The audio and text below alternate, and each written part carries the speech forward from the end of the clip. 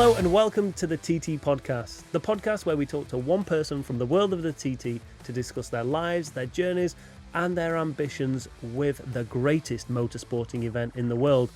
And with me, as ever, is Steve Plater. Steve, that's a nice t-shirt. You always say things like that to me. What, pay compliments to you? Yeah.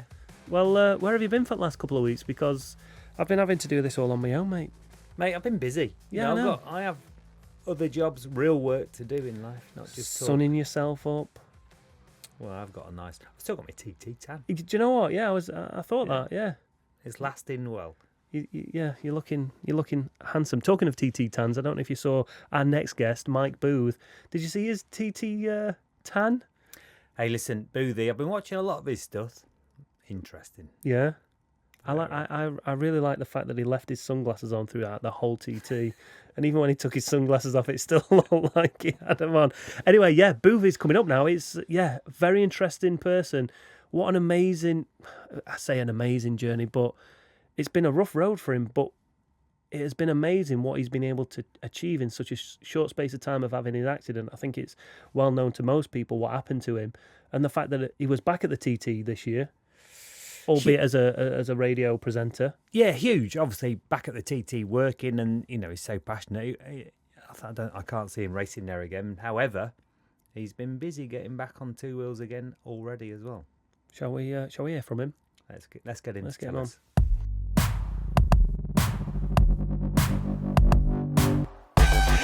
Oh, Boothy, all right? I'm really good, yeah. Smashing. So we've had you on the podcast before, but we were chatting just outside. TT preview, weren't it, that you came down more as a journalist rather than a guest? Yeah, well, I didn't actually come down. I did that from my bedroom, if you remember. Lazy, yeah. Yeah, but yeah, I'm here. I've been invited to the studio. It's nice here, isn't it? It's all right, isn't it? Yeah. Yeah. I don't know if you can see, there's some nice flowers over there and some plants and stuff. That's not real for a start.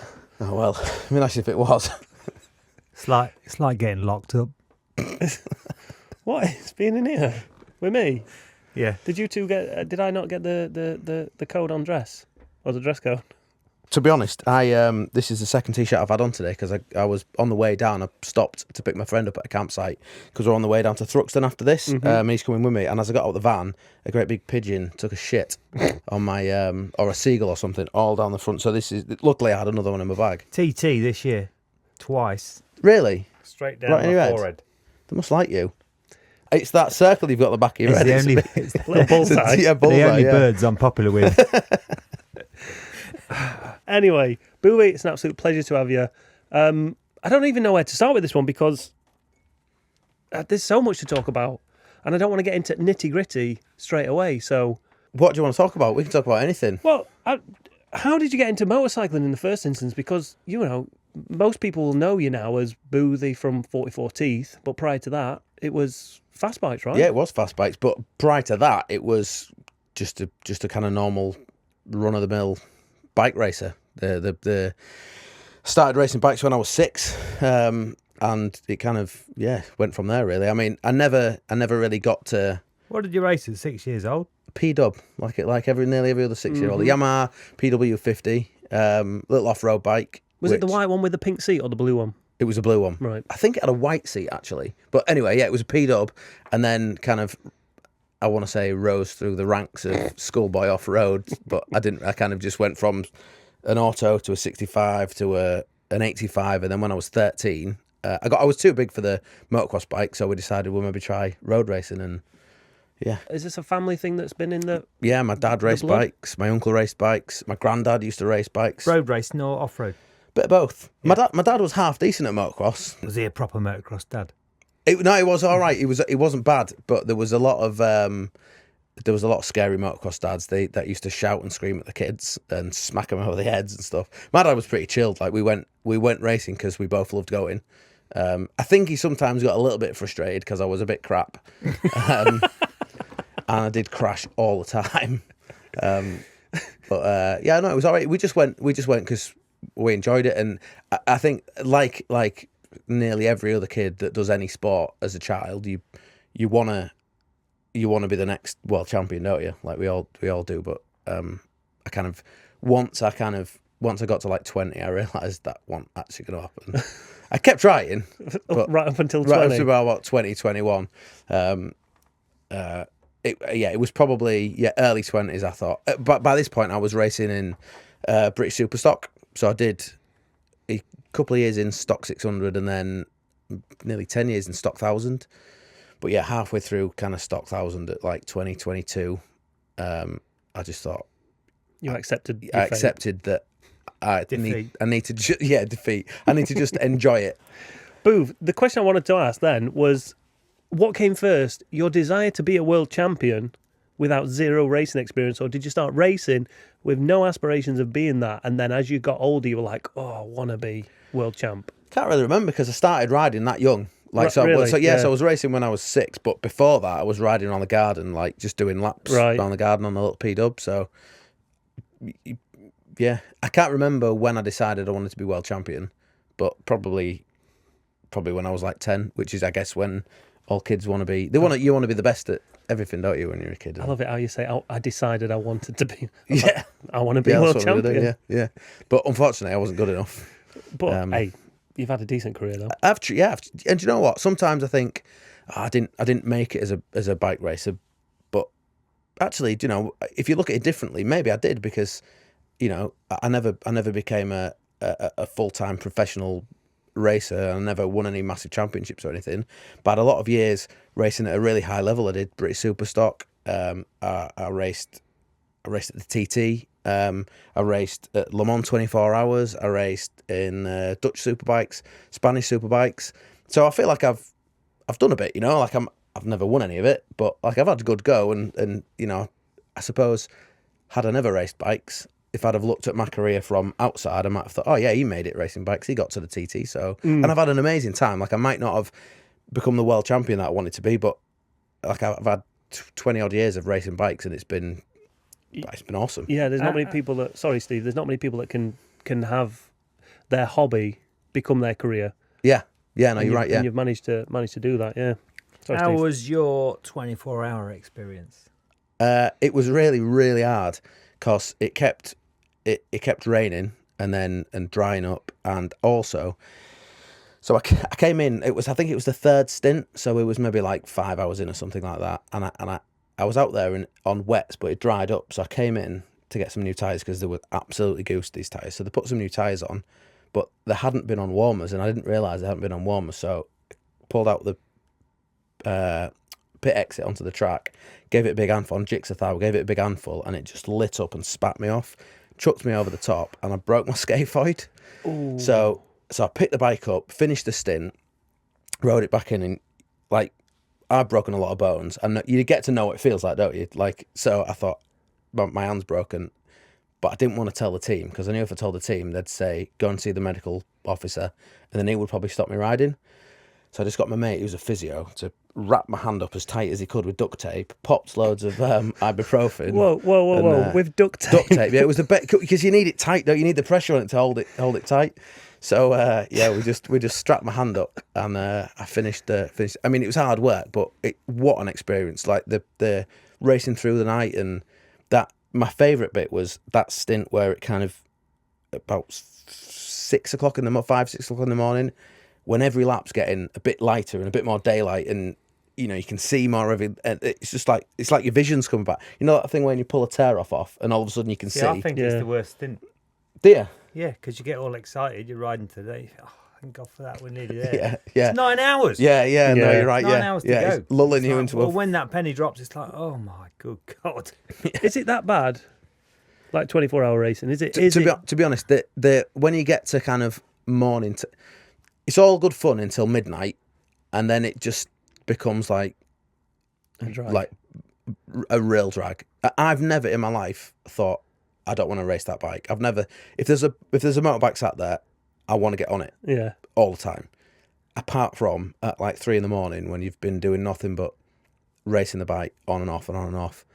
Then you get to a point where actually I don't want to ride that bike. I want to go to sleep. I was never like that. Wasn't you? No, I was always positive, and I think it was kind of, I don't know why, but just I was kind of always all right with it and never had an issue. Never had an issue with double stints and wet dry everything else. And you kind of knew how the situation was panning out anyway. 'Cause, Yeah. you know, riding for the factories, there was always a race plan as such. Yes. Yeah. Set every so often, but yeah. But hey, some tough times. So many stories and Yeah, hard work. yeah. I think. And a lot of riders say, excuse me. Obviously, the biggest race, you know, a couple of weeks ago is the 8 hour of the season Yeah. at World Endurance.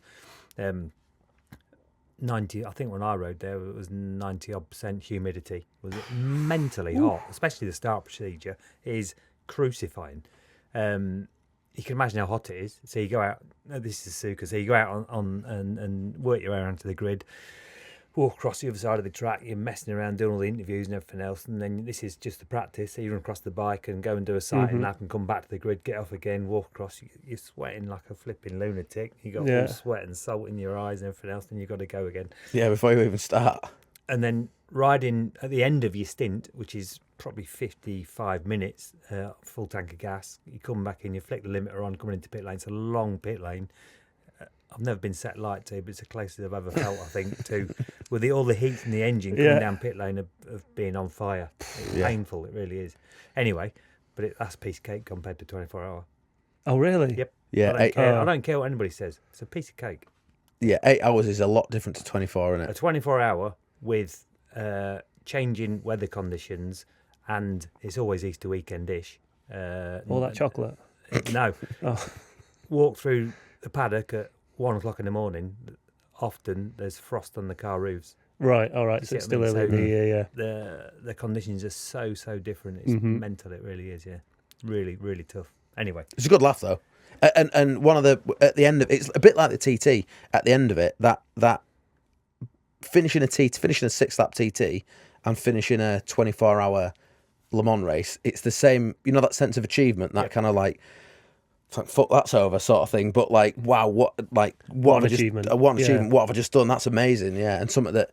well, they're both endurance. Yeah, exactly. Really, Yeah, but different types. Yeah, different disciplines, of course. yeah. All right, so let's go back to the start of your road race career then. Don't kind of like polish over it and just be like, oh, I did a bit of this and a bit of that. So you've still got aspirations to be a world champion at that point. Yeah. You're in what? Started at 125? So I started on Super Teens, 125 Super Teens. So my Super Team bike was actually Alex Lowe's Super Team bike. We bought it off them lads. Dad bought it. I did a couple of years in Super Teens, and then I was quite tall as a kid, so I was too big for the bikes really. So as soon as I was 16, I raced Triumph 675, but it was a real battle at the time because at 16 you was allowed to race a 600, but the Triumph was a 675, so the ACU were real difficult about it. Eventually there was phone calls and letters and bits and bobs and yeah, we made it happen, but it was a bit of a pain in the ass, that, to be honest. It's a 600. It's the same thing, really, isn't it? But class, but so yeah, I did a season on in the when they had the what would they call it, the triple cup? What was it? The Triumph Speed triple. We don't know. True That's right. Speed. One make series, isn't it? Yeah, it was one make series. Yeah, and I should remember, but thinking back, it was like 13 or 14 years ago. So more than that. So yeah, raced a Triumph for a year, and then they brought back the British Stock 600 Championship, which they'd had years ago, and then not for a few years, and then they brought it back in 2008, I think. So yeah, it was 2008. So 2008, I went and raced in raced that. Got a couple of Honda CBR 600s. Found a guy in the kind of a local guy called Mike who had a few businesses, and he'd run a guy at club level in a little team and wanted to do something in British, and we wanted to go and race at British, so we kind of teamed up with him, and he put a bit of a team together, got the bike sorted for us, and we did a couple of years in Stock 600. I say a couple of years in Stock 600. I did a year and a half because we got to Brands Hatch in the second year, so this would have been 2009, and I had a big crash coming out of Druids in the race. So Druids, the second corner, it's like a big hairpin on the way back. On the second corner, first lap, come out the corner, give it a big handful of gas, and the back end just lit up, spat me off, and I broke my pelvis and I essentially broke my spine off my pelvis. You know where it like fixes on at the bottom. So that was kind of me out for the second half of that season, which was a bit of a bummer. But yeah, got that fixed, and then again I was getting to a point where I wanted something a bit faster. So we for 2010 we moved to stock 1000. So we got a Fireblade and same little team. Raced a Fireblade in stock 1000. I think you was in stock 1000 at the same time, Steve. That would have been 2010. I think I led it the was championship on a HM plant bike. Yeah, I led the championship and then broke my neck. Did you? Northwest, yeah. Oh, that was daft. I won the first. Brands was round 1. Yeah. I won that. Yeah. That record. Oh, nice. Just showing off now. We're trying to mention anything. two or three races. Not listening. I went to Northwest and then broke my neck. Yeah. Bloody hell, so both in the same championship. Yeah, I did, Yeah. That's pretty interesting. So real quick, just going back to super teams, because it always fascinates me when you listen to people that go into super teams.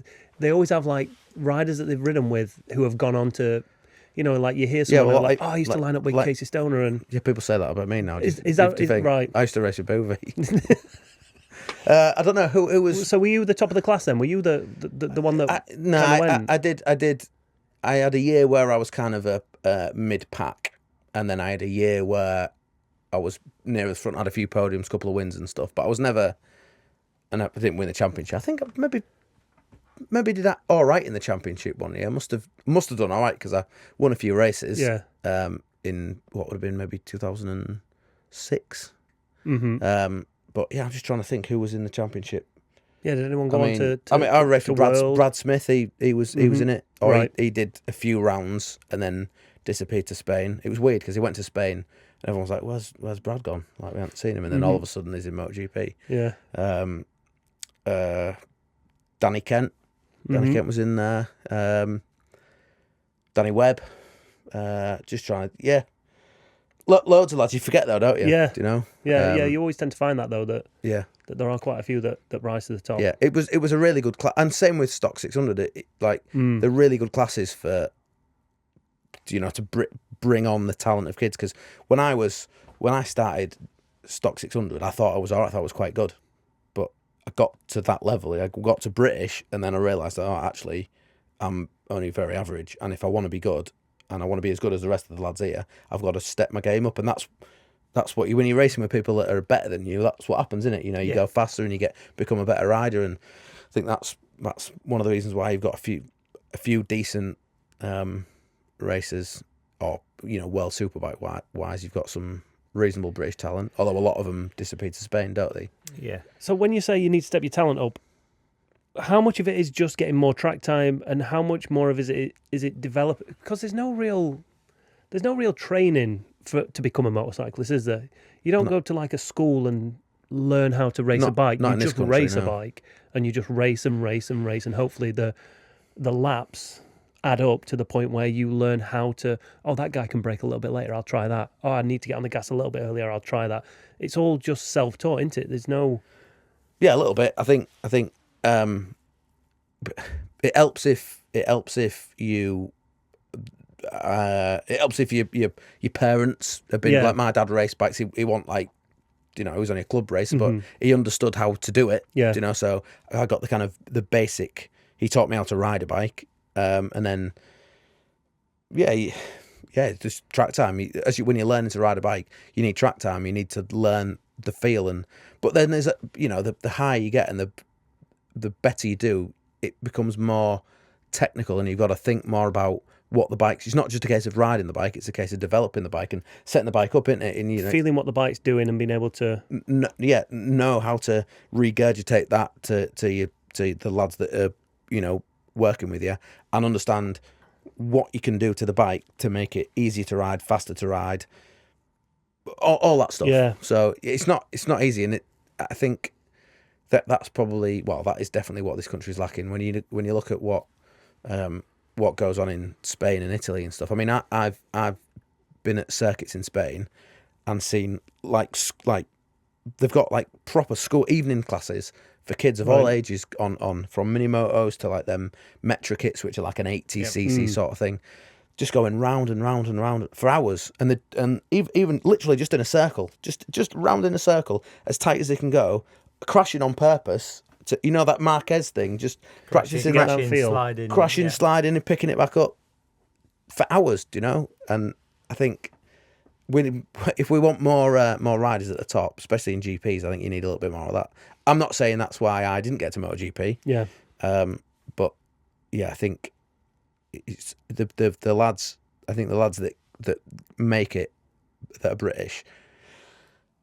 There's a lot of kind of being in the right place at the right time, knowing the right people, having the right amount of budget. But you've got to be good to get to to get to that level. So do you feel like you were good enough? Or if you had an unlimited amount of money, or let's say you had more than enough money to get all the best kit, do you feel like you could have gone for?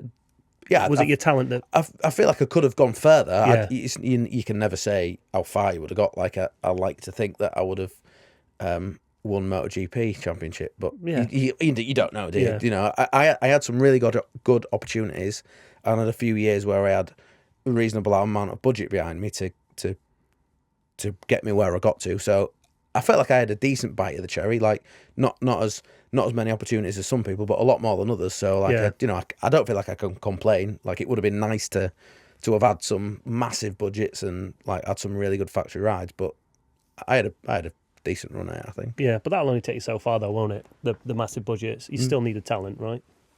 Yeah, you need natural. What else getting in for? You need natural talent, and some luck, as well as being in the right place at the right time and on the pace at the right time to fall into something that's kind of not thrown at you, but maybe a negative for somebody else becomes a positive for you because you've been fast and on it at that particular point in time. Yeah, true. But like you say, in your mid-20s, you kind of realise that MotoGP might be a little bit of a stretch. Yeah, I did, yeah. But that's funny because that's when I started actually enjoying racing again, because it became almost. I mean, it's hard work going racing. Racing at British or even club racing and whatever you're doing. It's not. You don't just turn up and go and race the bike and go home. You spend all week working as hard as you can to pay for it, and then on Thursday morning or Wednesday night, you're packing everything up and making sure your bike's in reasonable condition, making sure the truck's filled up with all the stuff that you need, and then you get there and you crash the bike. So then you're like, fucking hell, like, you need to find some spares, and it's hard work, especially when you're like good at crashing, like I always was. So it's hard work. So unless you're unless you're properly enjoying it, and getting the reward out of it, there's no point in doing it. Yeah. And it got to the point where because I was putting so much pressure on myself to do well, because I wanted to be a professional bike racer, I kind of stopped enjoying it a little bit. So then when I said, do you know what, forget that, just go and enjoy it, I started enjoying it. And that's kind of where I've been ever since, really. Like, and when I was 25, I think, I decided I wanted to go and do the TT, and never had any aspirations of winning, because I think to win a TT, you've got to push probably harder than what I'm prepared to push, if I'm being honest. But I just wanted to go and race there and enjoy riding my bike, and that's what I did. So yeah. It must have been, starting so young with all that. Maybe not pressure as a 6-year-old. I mean, obviously it must have been hard to begin with. Coming from living near Hull, you obviously went out and stole your first bike, your PW, like most people in there. But it must have been, I can't get my head around that. I started racing very late in life, but I just can't get my head around being thrown in, or not thrown in, but involved at such a young age, and kind of and being single-minded enough to come through a sport at that age. Yeah, I mean, I just loved it.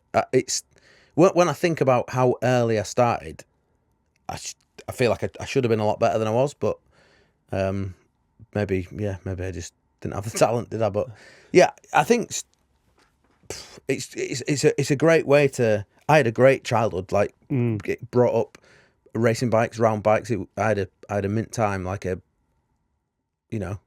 didn't feel like there was ever a lot of pressure on myself. Like I said, I think. Who did you look up to? Even when I was motocrossing, Valentino Rossi. Yeah. And he was.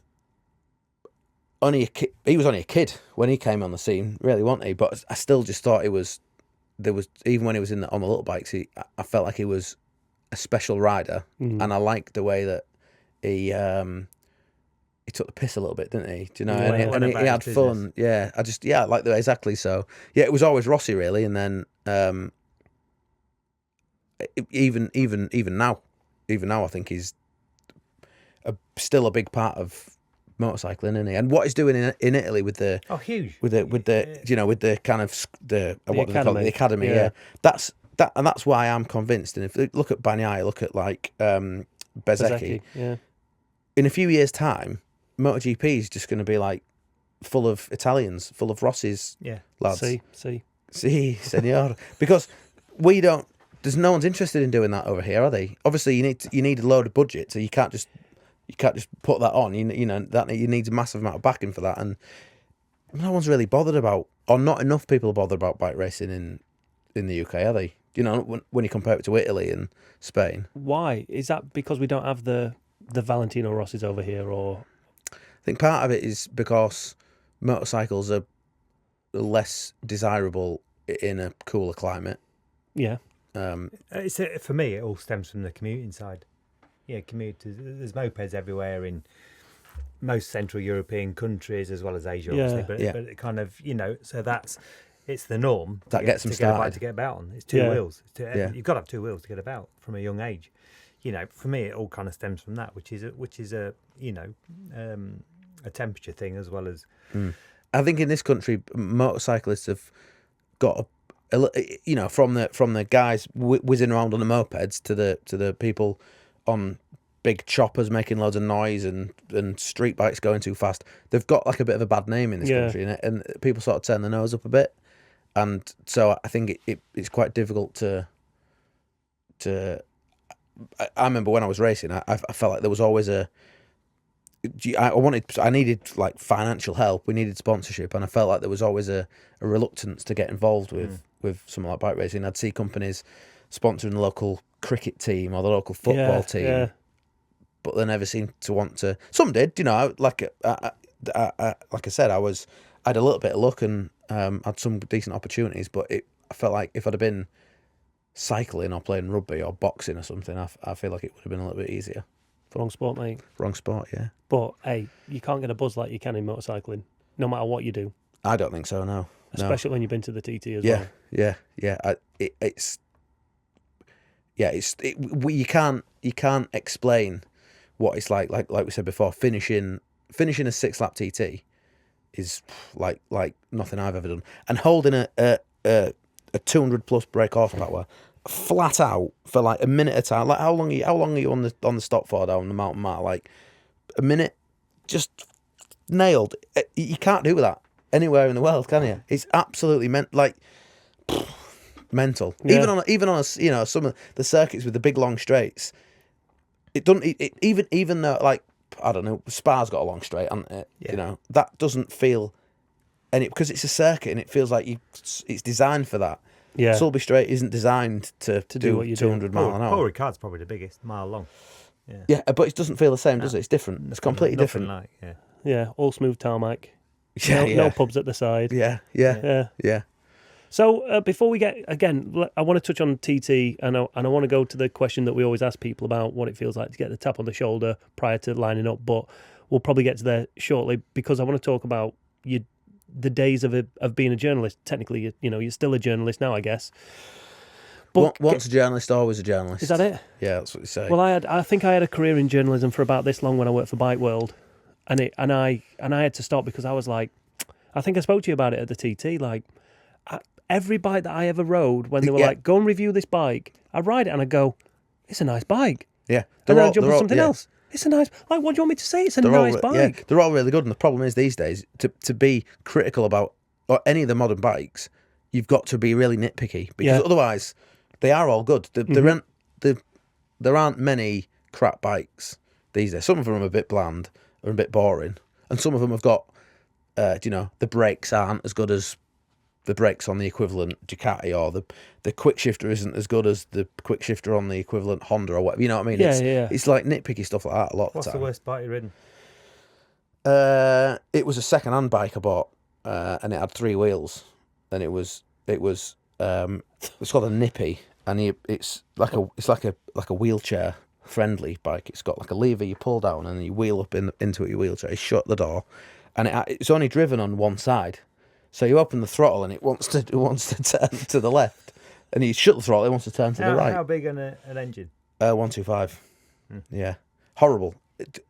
If you took your hands off the handlebars, it would just shake itself to oblivion. Horrible. The worst thing. Is this a bike you bought after your accident? No, I bought it before.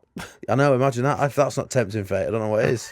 Bought a wheelchair friend about a year before. So Was this for a video?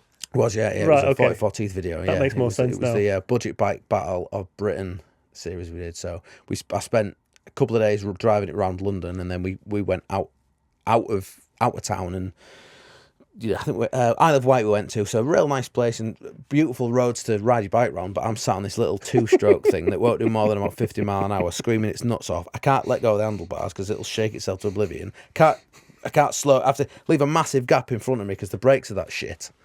It was a laugh though. It was a good laugh. So, talk to me about journalism. Like, how did you get into it? Did you ever want to get into it?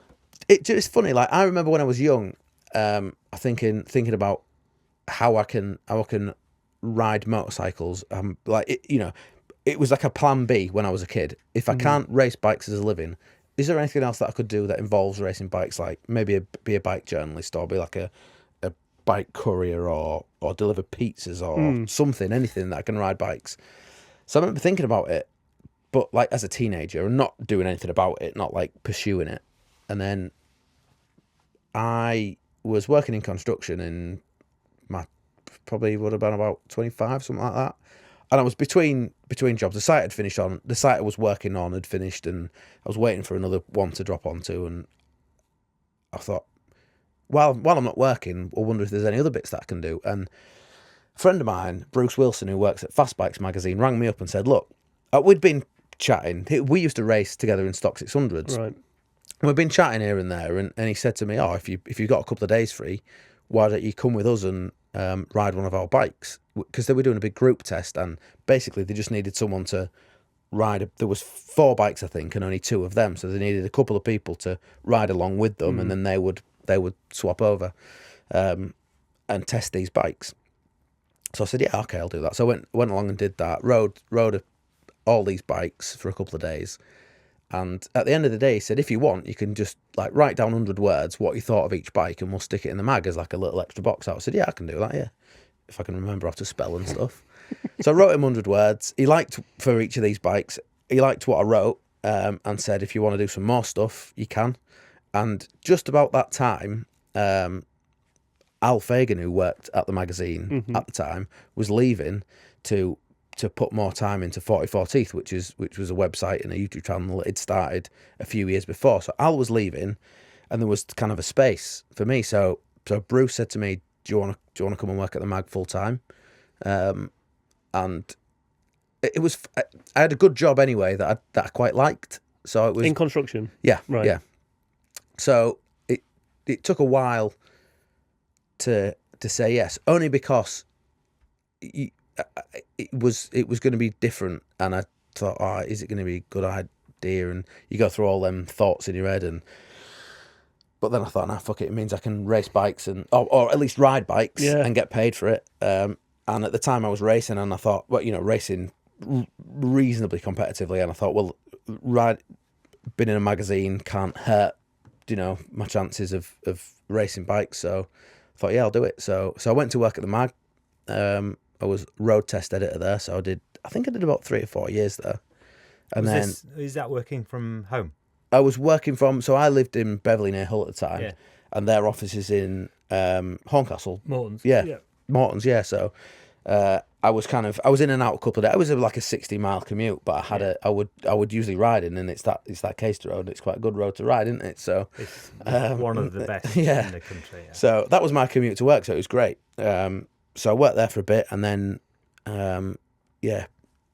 Al Fagan, who'd started 44 Teeth with his mate, whose job I'd taken at Fast Bikes, said to me, "Look, we're growing the 44 Teeth channel. Do you want to come and work for me?" So so I left Fast Bikes, went and worked for 44 Teeth, and that was kind of that was how it happened really. So I was, worked at 44 Teeth, making videos and stuff for them, and that's who I was. Well, whilst I was at the TT, I was making quite a lot of. Whilst I was at the TT racing, I should say. So, so last year, I was doing a bit of video, content creation. I think I like to call it. Influencer. So, I really don't like to.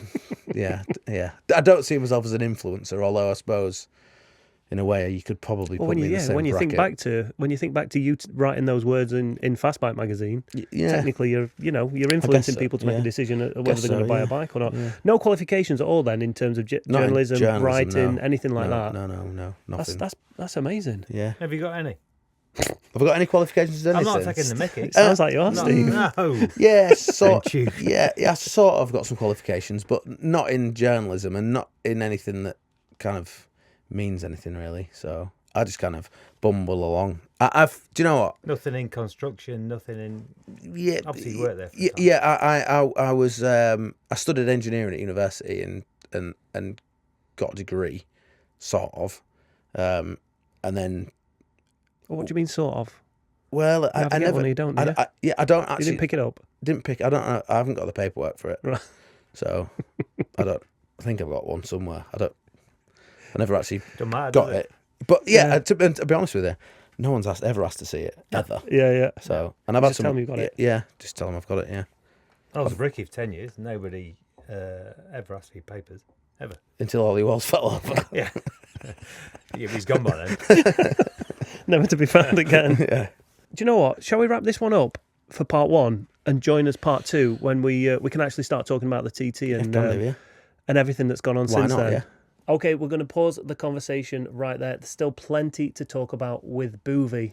In fact, check this clip out. To be honest, I actually fancied doing it when I was about 20 because I'd been over for just a lad's holiday with some mates. Had a week-long piss-up watching the bikes and thought, this is fucking amazing. Like, got to do that. But at the time, I was crashing an awful lot, loads. You can watch that first right here on TT Plus. Steve, until next time, catch you later, mate. It's been emotional. Always is.